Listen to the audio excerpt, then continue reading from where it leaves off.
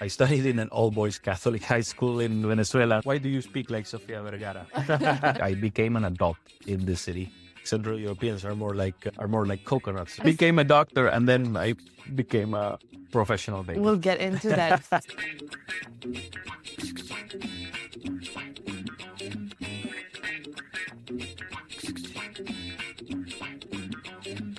Hey, it's Suksu, Prague Expat Stories. My first question is, do you remember your first day in Prague? Do I remember my first day in Prague? I can tell you that I know the date and the year. I came to Prague on the 23rd of September of 2013. I do not remember what we did that day. But the thing is, I remember what we did the next day because it's my sister's birthday. And how old were you in 2013? 18 years old. Okay. So right now I'm 30. And we spent the whole day just, touristing around probably. And it was just the two of you in Prague? No, I mean, I came with my dad and my mom and my sister. Okay. Yeah, it was.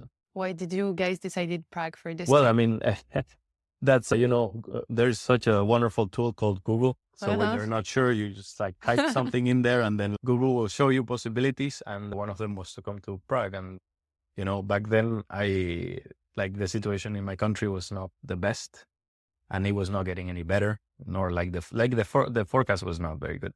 So my dad at that time was like, right now you have this opportunity to go and study wherever you want. So if you want to take it.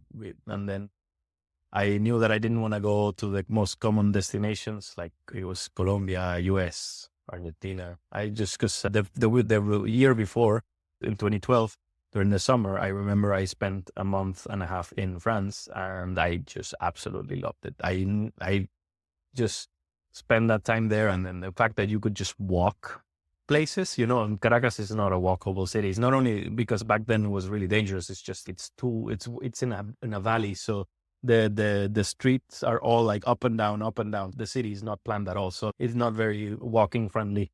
So then you could walk, you could take a tram, public transportation, a bike if you wanted. It was just like the freedom was insane. And then when I came back, I was just like that the idea of that freedom of mobility, it was just too much for me. I was like, wow, I really need to, if I live somewhere, I would like to live in a place where I could do that, and looking for options for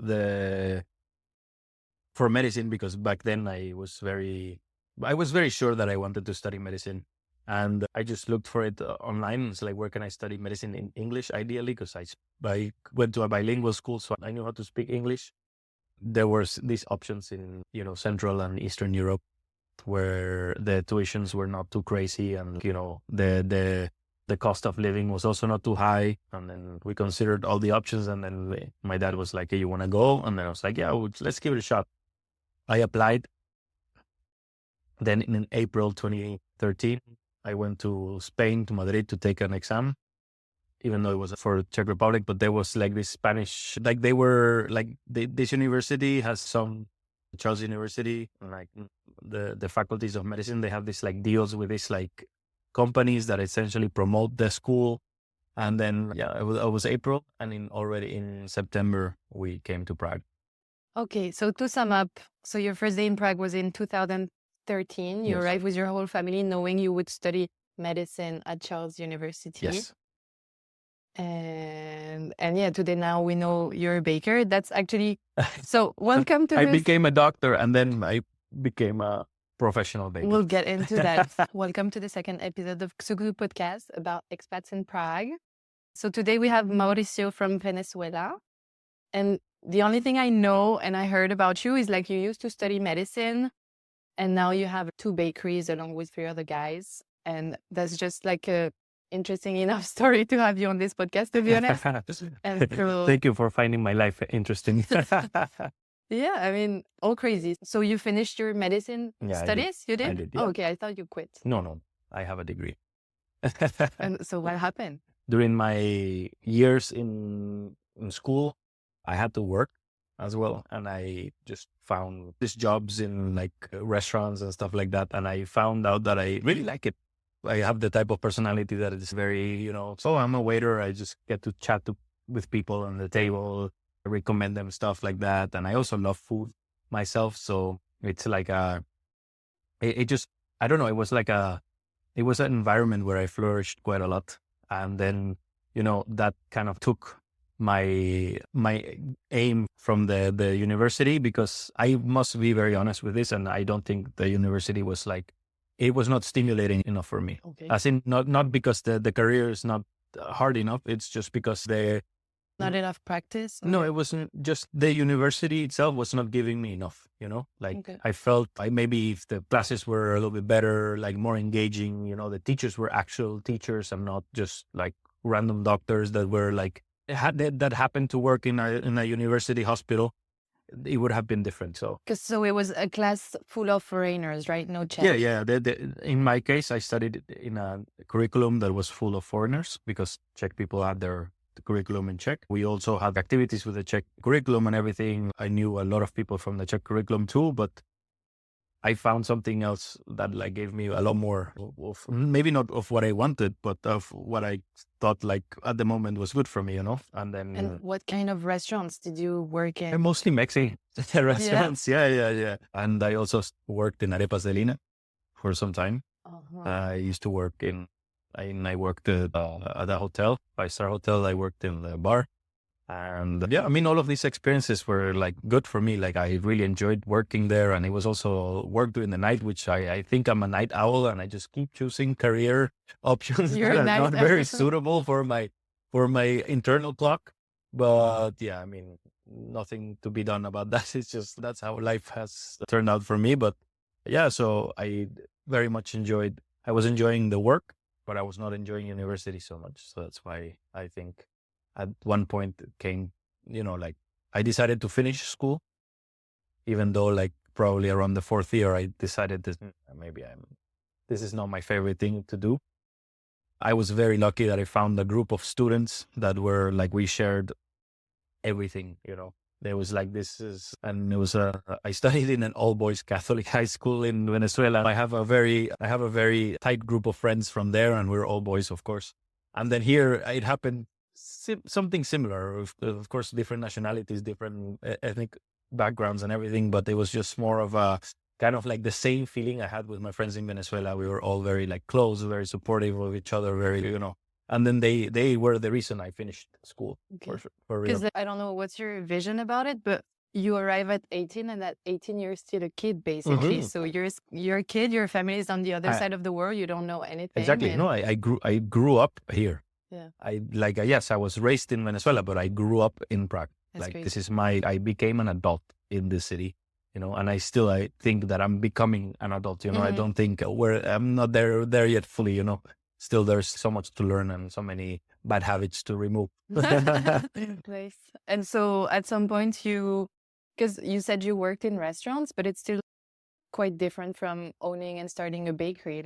It's different businesses. Yeah. Of course. But the thing is, through that experience, I knew that there was, that there was something that I wanted to do with the gastronomy. So it was, let's say, an adult dream of mine, because I feel like people have their kids' dreams, probably one of them was me becoming a doctor and other things.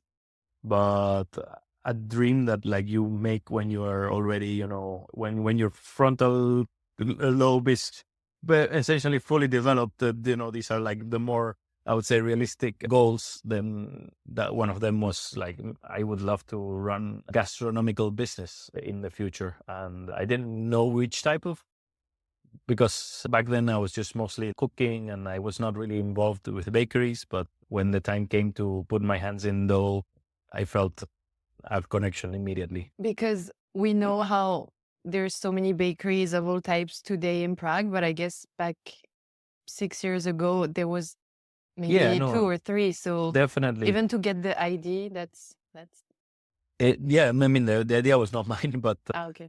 Let's say the idea also came through some of the stuff that I was doing, because essentially I knew that I'd love to cook and I love to try new things. And then one summer, some friends of mine left their flat for the summer, and then I was living in the dorms. So I was like, okay, I'm just gonna move in for the summer. They told me, yeah, do it, no problem. And then there they had this oven, and I was like, oh, I have an oven now. In the dorms, you don't have an oven. And then now I have an oven. What am I going to do? What is the first thing that came to mind instead of, let's just make some bread? And I tried, and it was okay. And then I was like, wow, this is still really good. And then I started reading a little bit more about it because I was like, okay, I still have time to maybe improve this a little bit. And everything that I read was were things that made sense to me. And I think it also helps that I had some sort of biochemistry background because of my career in medicine and things like a lot of the things that were written on these forums that I used to visit and stuff like that about bread baking, they made sense, temperatures and, different proteins and carbohydrates and all of these things. It's all, nutrition and stuff that I could relate to my career. And it was even before COVID time where everyone started making bread because they were stuck at home. But it's basically the same story. Exactly. I mean, it was just the year before, it's like not that big. Because then after summer finished, I had to go back to school. I didn't have time to do these things. But then the pandemic hit, and then suddenly, oh my God, I have so much time in my hands, And I also had access to an oven now because I moved into another flat. And suddenly I was just like, okay, you know what? Let me pick up where I left. And I found some really good videos online. And then I started like doing the video set, and then I started making really good bread. And then I liked it very much. And it was like such a great activity to do because it kept me busy, And then one time a friend of mine was like, oh, I started like this sourdough starter. Would you like someone else? I don't know if I want to do sourdough because everybody then was doing sourdough, And I was like, I don't know if I want to do sourdough. I don't know. It looks like finicky and stuff like that. And then she still gave me the sourdough starter. I still have it today. This is the sourdough starter that we use at the bakery. Its name is Jose Maria because, it's a culture of bacteria. You cannot define whether it's a boy or a girl. So Jose Maria. But now since we're using rye flour for the starter, it's called Jose Rye. Okay. Wow. Just in case anybody was interested. But I just decided to give it a shot. This is something that I learned through my, not school, but, growing up, I had an interest in photography, and I knew that the more I read about it, the better of a photographer I became. So I thought, okay, let me apply this to baking because I now have all the time in the world, and I really liked it because it was very therapeutical, like kneading the dough by hand and all of these things really gives you a connection with the product. Then I guess you have how much bread at your house, and then you invite. That was never an issue because I was always surrounded by a lot of people. We had the blessing, I would say, that in my building at the time, we were something like 5 apartments of students that we were all in the same situation. We couldn't go anywhere, but it's not like anybody was going out. So we just kind of like create this community of students inside of the building. So I had people to try everything that I was doing. That didn't matter that I made too much because there was always people that were like, and everybody always were giving me very good feedback about the stuff that I was doing. So I continued. Tell me if I'm wrong, but I guess it's not the most expensive hobby, right? It was kind of fine. Yeah, actually, it was not an expensive hobby to get into because, with a kilo of flour, you get to try a lot. And it's not like the flour here is super expensive. Gathered, whatever money I had extra. And then I bought like the supplies that I needed and I was just trying it. And then, at one point, like people started saying, it's like, hey, we want to buy it from you.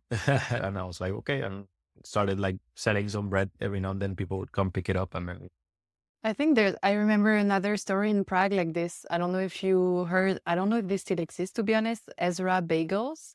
Like same, I think it was a couple from, I don't know, the US or Canada, and they started baking bagels. I don't know if they're still open, but it's a similar story. And I remember I went to buy the bagels, and the guy opens the door of his house and he's like full of flour, and like they're rushing because it's Sunday and so many ordered bagels, and fair enough. And they just had a baby and it was terrible. Wow. Yeah. I'm glad it worked out for them then. I will check out if they're still open. Yeah.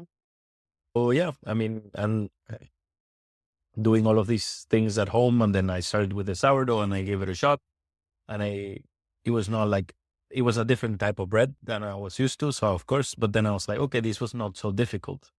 I'm sure I can try again and do better. And then I started trying and getting better at it and better in it. And then suddenly I was pulling out some very, very good loaves out of that home oven.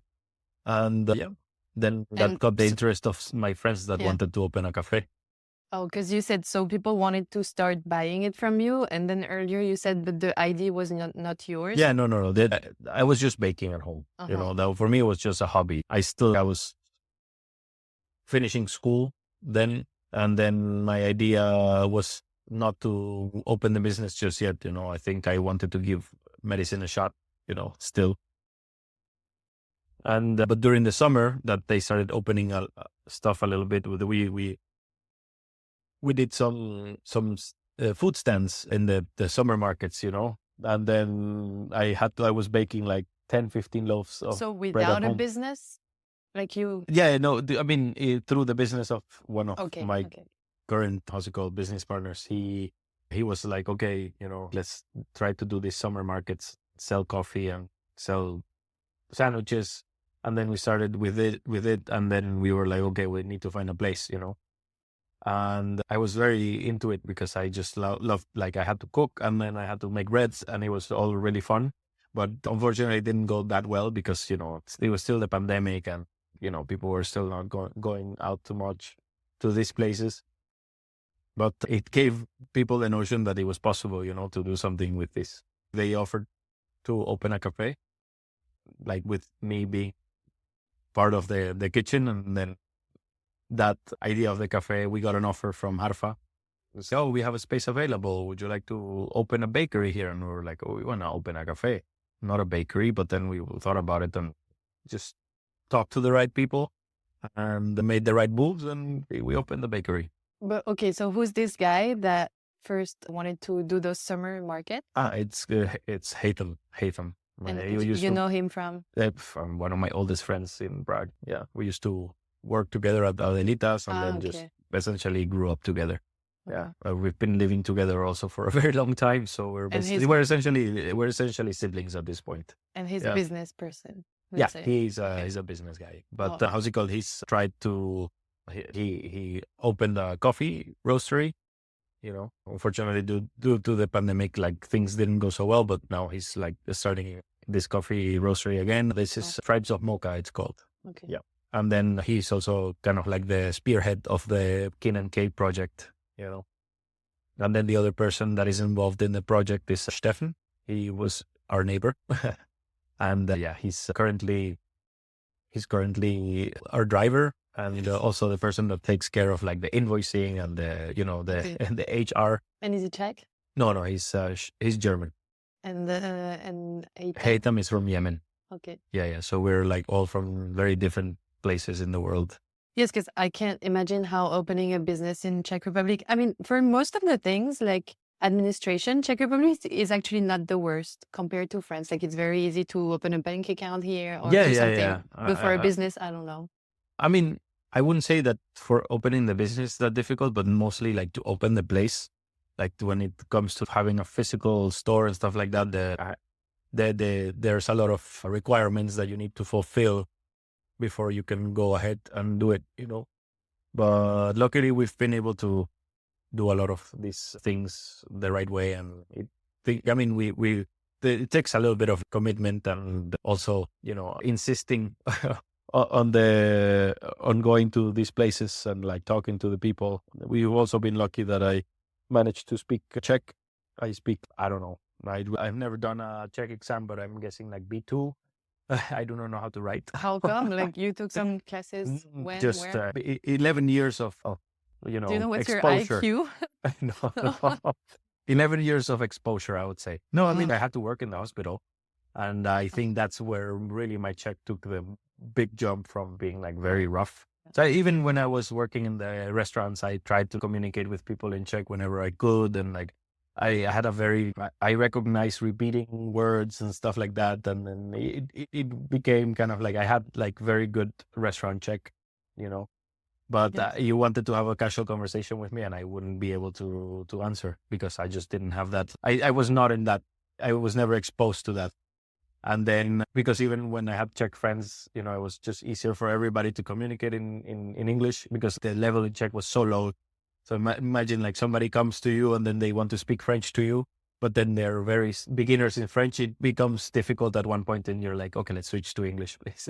I know that's my friend Teresa keeps telling me that she wants me to practice, but then whenever I try to, you're so slow. I want to punch you in the face, and I'm like, I know, but I'm trying my best. I just want you to understand. Yes. No, but yeah, I totally understand. Okay, and you were speaking Czech. You should take an exam and see. Yeah, I probably should. And I need to do it for the permanent residency. So I was going to ask actually because you need it. Yeah. But I don't think it's going to be that big of a deal. I do a lot of the day-to-day stuff in Czech too. So the only problem that I'm having is with the written part because, oh my God, there's so many like rules and, like the spelling of the words and all of these things is just, and the declinations. That's for me, that's the most difficult part. Like neither Spanish nor English have declinations. So it's really difficult to figure out. Like for me, it's like very difficult to understand the purpose of the declinations when you can just use prepositions, and then you don't have to change any of the words, but they still use prepositions and change the words. So it makes things a little bit more complicated. Yeah. Do you have a good urge? I don't care about it. No? I speak very much with my accent. I just, it's like I do not expect people that are speaking Spanish to roll the R's or in a way kind of like use the same, like the nuances of the language. So for me, it's also, if I manage to say there's well, then I do. If not, then they will understand me, I hope. Because I guess all expats do it. Like whenever you go to a shop or a restaurant, you start talking in Czech with the Czech, and it's like, how long can you pretend you're Czech until they realize you're in not my Czech? case, it's very difficult for them because I mean, you would never say that I'm Venezuelan, right? I mean, I'm saying yes, but I don't know. Yeah, exactly. No, but I mean, this very white boy suddenly comes in, looking like every other Czech person that they have ever seen in their life. And then turns out that, and then I've said dobrý den so many times that I feel like I have a very good dobrý den. So then they are like, oh, this is yet another Czech speaker. And then they hear me and then they're like, what's going on in here? Why do you speak like Sofia Vergara? I know the feeling. That's what the bakers say, that whenever I'm angry, speaking Czech on the phone, then I sound like Sofia Vergara. Actually, that would be a good reality show, hidden cameras of expats in Prague pretending to be Czech. And if you last more than 5 minutes, I don't know, you get like 500 crowns. If you last more than 10 minutes, you get like 1,000. Yeah, definitely. I'll think about it. Especially having conversations on the phone. I think on the phone, the phone wasn't probably one of the most difficult things to get through. It was like sometimes they're really speaking, and if the connection is not good or like there's something wrong with the microphone or like the reception, anything, you really won't be able to understand them at all. It happened to me quite a lot during COVID in the hospital. Like I couldn't decipher what people were saying because of the mask. A lot in of the hospital. That's terrible. And imagine, but like a lot of the times, I think like it's not only because you're like you know the language and you understand it, but it helps also when you're looking at people and you don't really know the language so well to see how their mouths are moving, and then you don't have that anymore. And then they're also speaking kind of muffled because they have something in front of their mouth. So it was sometimes really difficult to understand what they were saying. And for them to understand me because I was just there trying my best. Yeah. I was going to say something. Oh, for me also, so I'm still taking Czech lessons. I have 2 lessons a week. And whenever I talk to my teacher one-to-one, I'm like, oh my God, I'm fluent, I'm doing good. But then you arrive into a group or there's a bar and there's a lot of noise around and it's a completely different story. Like it's a whole... Yeah. Okay, cool. So do you still have Czech friends? But because I guess the Spanish community is quite big in Prague as well. No. I don't think I have that many Spanish speaking friends. I do. But I don't like it. It was never my intention to become friends with Spanish speakers when I came here, because I feel like in a way, kind of like unconsciously, I made this decision that like, if I'm going to go somewhere, like for me, Prague was exotic. I had to travel across continents just to get here. So I thought that it would be for the best for me to kind of like try to expose myself to the most amount of nationalities that I could, and to really, I felt like a lot of Venezuelans that were leaving the country were making the mistake of staying in the Venezuelan circle and not really like that kind of like closed the doors for a lot of people in terms of the mentality and in the way that they wanted to, let's say, develop in that country. But for me, it was just like, I really don't need this. I just want to open up myself to whatever comes. And But at the same time, it kind of helped you in the beginning since you work in like maybe Mexican restaurant or arepas de Elena, they're like that Venezuela. for sure. I mean, So it's of like a course, balance to I could find. speak to some of them, but I would like, I never had issues with communicating. Like, I was lucky enough that I had a relatively decent level in English when I came here, so I never had that. And I've never been shy to talk. You know, if the situation needed me to say something, I would be there, you know, and asking or something like that. And if I could say it in Czech, I could, and because I knew the words, then I would say it in Czech. If not, then I would ask it in English. Or I guess it's cultural. Are there any introverts from Venezuela? I They can are? imagine. Okay. I can imagine that there are, but you know, if they don't speak, then something is wrong. Yeah, no, I'm assuming that the introverts, they find their peace. The Latino introverts find their peace really when they leave Latin America in a way. And then they see that, oh my God, people here don't want to talk all the time, or they don't want to approach me on the streets. There, it's, if somebody has something to say, they will say it. Really, they will just speak their minds to you, and you're like, who asked? You know, who asked? But here it's like more, mind your own business. Yes. Don't talk to me, or don't look at me even. Did you have any big shock when you arrived or bad experiences? Yeah, I mean, everybody I think has they're so kind and so welcoming here, you know, so warm. But I mean, yeah, of course I did like plenty of times, but I never let that, you know, deter me from, I just really like the city. I think it was the right choice to come here. You never thought about moving to other European countries? Yeah, but it's out of pure curiosity or than like necessity. I don't really need to move away from Prague. I'm very comfortable here. I even learned the language. So yeah, at this point, might as well. No, but I've been still like thinking maybe one day I could like move somewhere for a couple of years and then come back. Like I consider Prague my home. So this is, I mean, after 11 years, it's pretty much said that I'm going to stay here for a very long time. So. There's quite a bunch of expats that actually leave Prague because they're like, okay, I've seen everything, or I want to go back to my country. And then a year later, they come back to Prague because you realize. I would say that Prague has a particular pull, you know, on people that used to live here for a bit and then they move out, because I have several friends who I never thought that Prague was like the right fit for them, but then they went to live somewhere else and then they had to come back. They were like, it was never the same. Like Prague is, I feel like the reason why a lot of people like it here is because there's a lot of access to things, but at the same time, the city has its own charm. And then it's not such a big, busy metropolis, but it's still a big city with access to all the big city things. But then again, it's also in a place where it's easy to travel. So you can go wherever you want. The public transportation of the city is absolutely incredible. This is the one thing that has been extremely consistent over the past 11 years. I go to other cities and I'm always worried about the public transport. So you have to take a bus here. The bus comes every 20 minutes, or you go somewhere and then, the public transport stops at 12. Here it runs the whole night. You can go wherever you want, whenever you need, you know. True. So that one aspect of the city is incredible. Like you were saying, you have some friends that maybe Prague didn't fit them so much. I never thought about it. But now that you mention it, I had a friend from Brazil here, and he left Prague after maybe 5 years to go to Spain because he felt like he couldn't find his place here. Yeah, I mean, if you come from a place with a lot of sun and warm people, it's really difficult to find your place here, because you really have to let go of your Latinness, I would say, if you want to stay here. Like, you really have to consider that people here are not going to behave the same way. The weather's not going to be the same, and the food is not going to be the same. I mean, I completely understand, you know. Whenever I've visited Barcelona or Madrid in the last 4 years, every time I go there, I feel very comfortable, very good. It's just, wow, it would be amazing to live here. But then I come back here and I'm like, but this is where I feel at home, you know? Home. Yeah.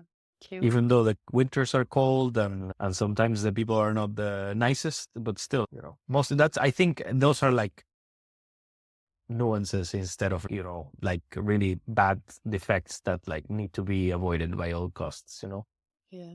But at the same time, there's also like super cool Czech people. Yeah, I mean, I of have course. 2 or 3 Czech friends. Not that much actually, because same, I arrived here, I was like, okay, I'm only going to hang out with Czech. I'm not going to hang with French people. And then you just end up finding them anyway. Yeah, Already. they follow you. No, Yeah. I mean, my team, the bakery is mostly Czech people, and they're all amazing. They're all incredible, super hardworking, like very dedicated. They're all super nice. They're all, of course, all younger, and I think the younger generation, Mhm. in a way, have also been exposed to more of the tourism. They're friendlier. They're even, smiling and like very, very, very uppity. But so yeah, I mean, I think it's a change for the better.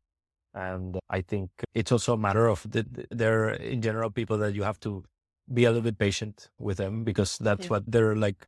The ones that I got the description is, yeah, we Europeans or like Central Europeans are more like coconuts. We have a hard shell, but then once you get in, it's all soft and then. But I feel like us Latinos, and maybe, yeah, I can only speak for us Latinos. We're more like a peach, You have a very soft skin and like flesh, but then you have a very hard core. And then for us, it's very easy to like. We're all very outspoken, and just we will talk to you and tell you about our days and about our things. But if you want to be like really loved and very considered and stuff like that, you have to work really hard, because it takes a big heart to. True. Yeah, true. I also feel so. My first time in Prague was for an internship in probably 2016, I think. Okay. I came for a month and I worked for a Czech organization that was like sending students abroad and welcoming students. And it was all Czech. Like I was with all Czech for a month and I really like it. And they took me everywhere because they had this experience of living abroad and knowing abroad from people. And so I kept in touch with them. But then they're just so busy. Like they like Czech students, they have 3 jobs each, I feel, which is not the case in France. Like you have a job on the weekends. Some people, of course, have to work during the week as well. But here it was to another extent, I feel. And they're studying, they're working 3 jobs. And then on the weekend, they're in the mountains hiking or biking. So it's also, you don't have that much opportunity to tie knots with them. So, yeah. Yeah, if you don't like the outdoors, you're not in the right place. Yeah. So you just turned 30. Yes. So you March said like 1st. you grew up here. I don't know what it is being 30 as an expat. I mean, I just turned 30, so I don't know how to say. I mean, the back pain thing that they were telling me is very much true. No, I'm kidding. The back pain is because of the physical work. But I loved the work growing up here, and I have to essentially grow up without my parents and without, let's say, I would say an adult figure. So I just was really just me and my friends just growing up together, essentially, like teaching each other lessons. And I'm very, very blessed that I met the people that I did, It feels like everything went smoothly and just aligned, but I guess there was like ups and downs. No, there were definitely some big ups and downs, but it was, I guess, as I said, it's just everybody was so supportive and everybody was understanding as well. So for me, it was like, it looked smooth, but it was smooth because of the people that were around me when these things were happening. So I feel like that's, if you ask me like how I was growing up in Prague, I can only tell you that I was just, You would do it again. Yes, 100%. Nice. If you could relive one day in Prague, do you have one? Wow, there are so many days. I do not have a particular one. I'm not a person of favorites. Okay. When somebody asks me like, do you have a favorite thing? And I was like, that's so difficult. That's such a difficult question to answer. Top 3, let's do, I mean, at the moment, I don't know if I have an answer for that. This is a question that I haven't really been thinking of. I don't really dwell too much in the past, so I try to focus myself in the present, and I should be focusing a little bit more in the future now that, you're 30, so. I know, for sure. Another question is, do you remember your first techno parties? Oh, yeah. Because I have so many questions about this. Oh, wow. Like, yeah, no, I mean, I think so. Techno became a part of my life in 2017, probably. That's when I kind of like really discovered it. I love to dance, really love to dance ever since I was a child. I've been, my father said, whoever doesn't dance doesn't have fun in parties, and then it looks like a fool. And then I was just like, that, guess who's not a fool? So I just learned how to dance. And I've always been like, because my family dances, like my dad is this white dude that like knows how to move, and then my mother also, she cannot hear a song and she starts dancing, and it sounds very cliche for Latino family, but we all love it. Like I think the liking to party is a hereditary thing. Yeah, I mean, I cannot tell you which one was the first party, but why techno though? Because it could be like anything else. Well, but I mean, I never understood. I wouldn't say techno in particular. I think it's more like electronic music as a whole. That like really, that is probably like the way that my music alignment goes to, when it comes to the music that I like to listen to most of the time, or I'm always listening to house music, to techno, and then, like the trance, all of these subgenres that have come from this big three, I would say. Yeah, I really, that's actually one of the biggest things for me. It's food and music, I associate those two as the biggest loves of my life. Okay. I wanted to suggest something as well. I feel like I've seen this in Munich and maybe Amsterdam, I'm not sure. Now they do like morning raves, at bakeries. Yeah. And in Paris recently as well. So I'm like, would you consider it?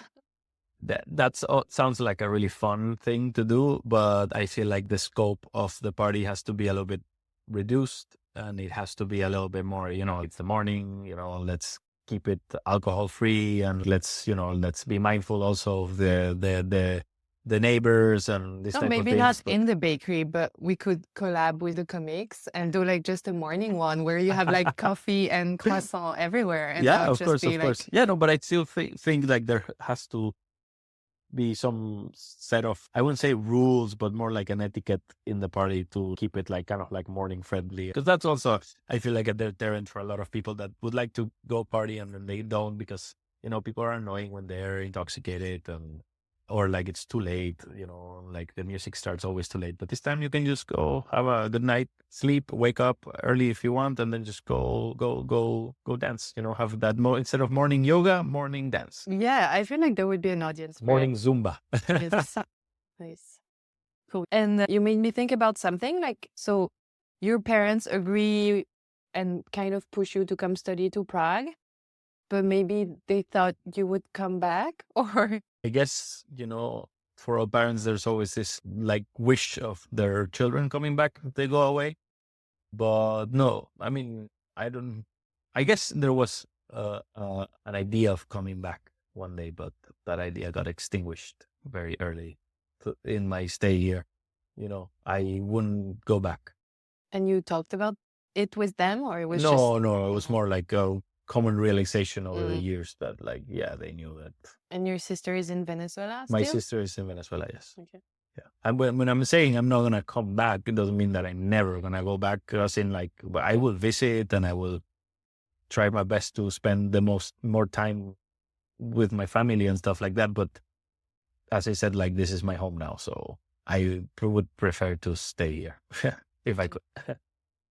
All of my questions are a bit out of order, but I guess that when I edit, I'll put stuff together. Absolutely. That belongs. When did you wake up this morning? Maybe my alarm rang at 4 a.m. So because I had to start at 5. But I really want to know about the competition of bakeries in Prague, because like I feel like every month there's a new one. And how do you stay on track? Like, how do you stay relevant? I'm not really worried about that. Not because I think that we're the best. It's more, I don't think it is for a negative thing that there are many bakeries opening up, The good ones will stay and the bad ones will go. But it's a matter of it all adds up to the gastronomical environment of the city. So whenever you have a good core of gastronomy, then that's very good for the city. That's very good for the economy, because people would want to go and spend and try to support the businesses that they like the most. It's not really a competition. Everybody offers a different thing, everybody offers like their own vision of what a bakery is. If they're good, they're good. And then that's an objective thing. If they're bad, they're bad. And that's also... So it's only about the quality of products, not about... Yeah, it's about the quality of the product, the approach to the product, the creativity with the product, it's like also the way that it's about, like, it's an experience.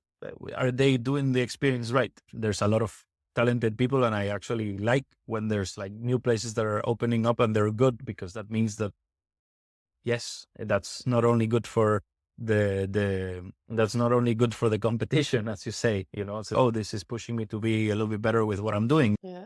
Do you have a favorite bakery in Prague? Yeah, mine.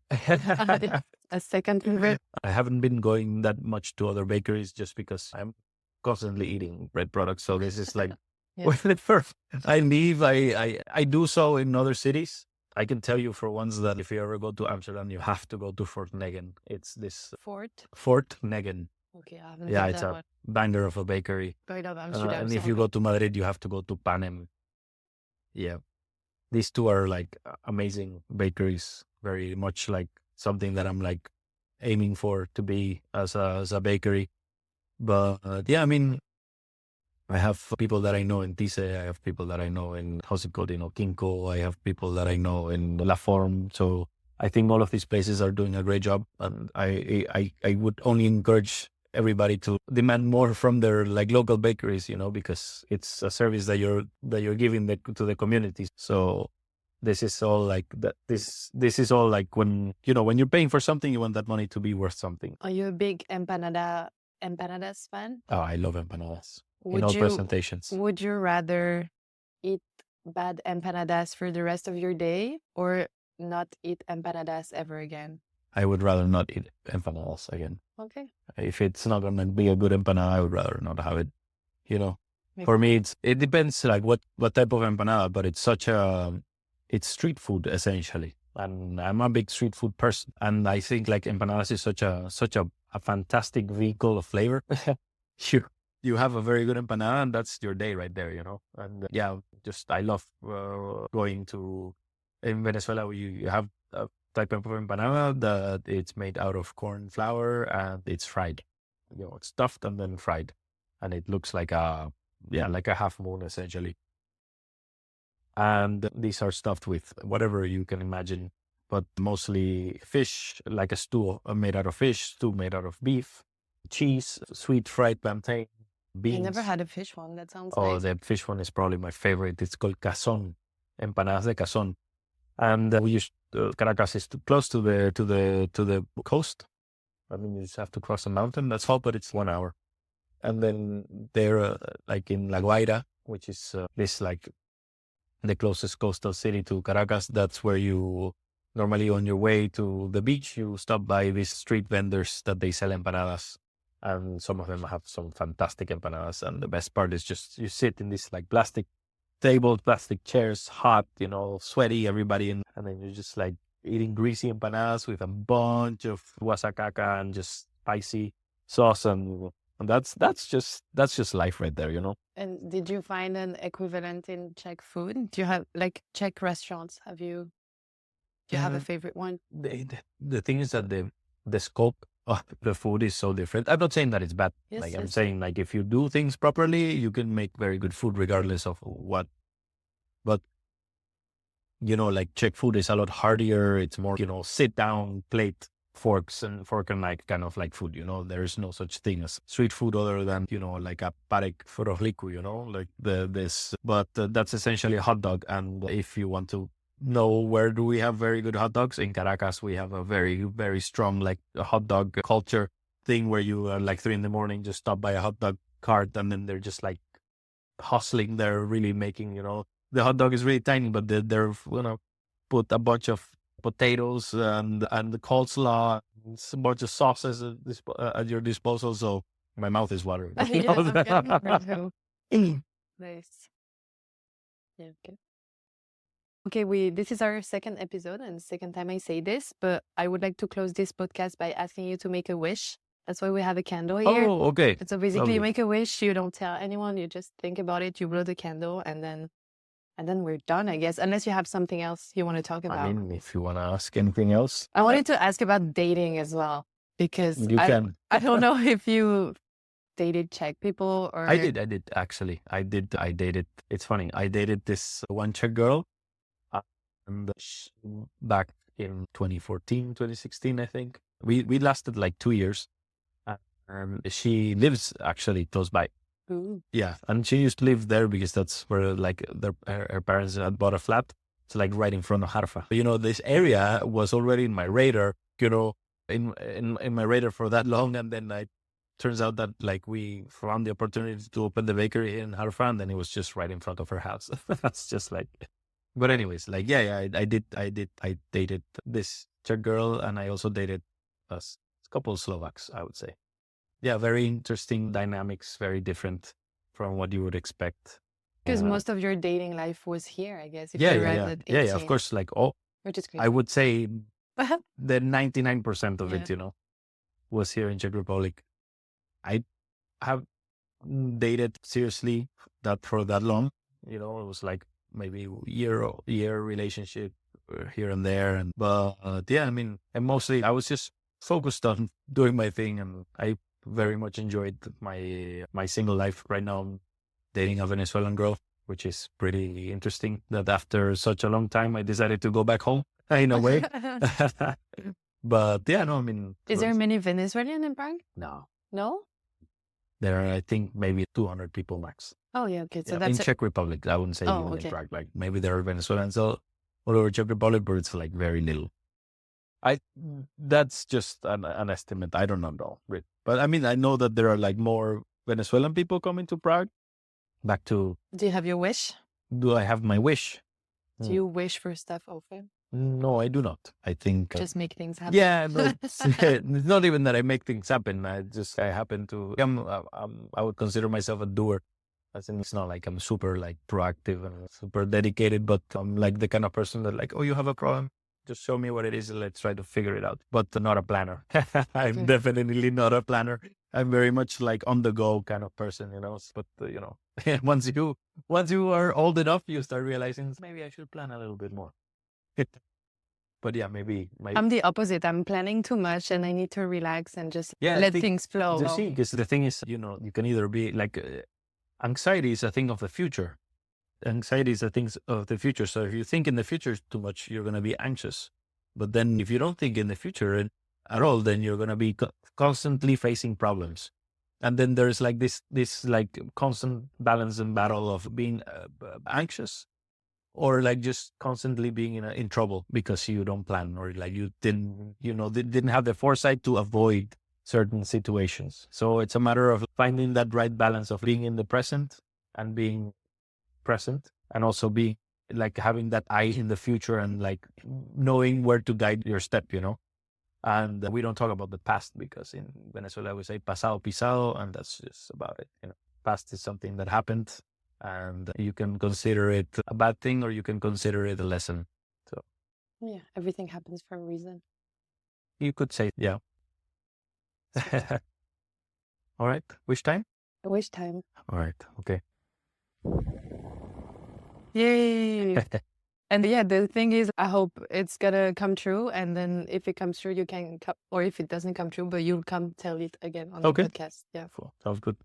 Thank you so much. That was very nice. Yeah. Again, talking to listeners. I hope you enjoyed the second episode, and subscribe, share, Instagram. We're on all listening platforms, and I'm already looking forward to the next episode. Yeah. See you.